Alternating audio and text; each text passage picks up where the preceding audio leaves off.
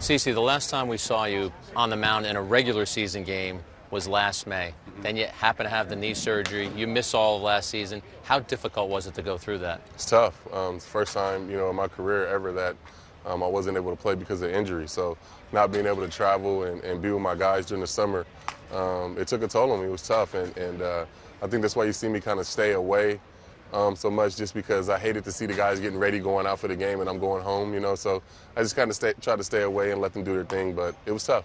When you miss a big chunk of that season because of an injury, how motivated are you in the offseason to get ready for the next season, 2015? I mean, that's all I could think about was getting down here. I was ready to, do PFPs and just get outside and with my baseball uniform on. So this was the most excited I was coming to spring training in probably 10 years. So, it's been a great one, and I'm healthy, so I feel good. The question you're going to have to answer is probably after every start you ever make is, how is the knee? So let's get that out of the way. How is the knee feeling? It feels good. I haven't had any bad swelling or anything like that. I pitched a couple days ago, and, it's been great, so it's encouraging. I asked about the knee. Anyone who's watching this is going to look up to the shoulder. But obviously, you just finished a workout, and this is your routine maintenance with some ice? Yeah, I threw a bullpen today, about 42 pitches, and I usually ice after. So I'm not shy about the fact that, it's my 15th year, and I've been throwing for a long time. So, I need the treatments now. You mentioned those innings. It's almost 3,000 for your career. You've also won over 200 games in your career.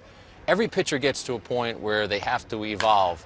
Maybe this pitch doesn't bite the way it used to. Maybe you don't have the velocity on this pitch that you used to. What is that challenge like for a pitcher? It's difficult. Just trying to, just trying to get better. Luckily, I've had Andy in my corner. I always keep referencing him. I know people are tired of it, but I talk to him a lot about pitching, and he's been, my big brother in baseball. So, with him, I feel like I got a pretty good ally on my team. Right, because Andy Pettitte was a guy in his last year in the major leagues. His fastball probably averaged around 89 miles an hour, but he still figured out a way to win. What kind of tips has he given you in terms of being able to follow that path? Just throwing different pitches in different spots. I'm throwing the two-seamer, front door to righties now. Throwing my cutter back door.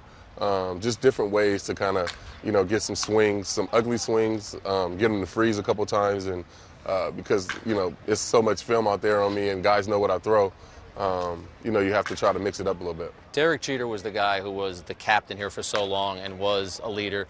It's not just one guy who's a leader. There are other guys in the clubhouse who are leaders. But now that he's gone, do you see your leadership role increasing? Yeah, I mean, hopefully guys will come to me and different situations and ask questions. I'm kind of like Jeet in the way that I kind of lead by example. I'm not going to get up and be a rah-rah guy, give a speech or anything like that, but if young guys have a question or want to talk to me about anything, I'm always open. When you look at this team right now heading into 2015, it's been 2 straight years without a postseason appearance. What are your expectations for this year? For us to get back to the playoffs, and I think that starts with winning our division. I think that's goal number 1, is just kind of take care of our division, get back in the playoffs, and progress from there. You're about to start your 7th season as a Yankee. I have to ask you a 2-part question. Has it gone fast or slow, and how have you changed as a pitcher? It's definitely going fast. It's kind of been like a blur. Just winning the World Series that first year and everything coming in. It's gone kind of quick.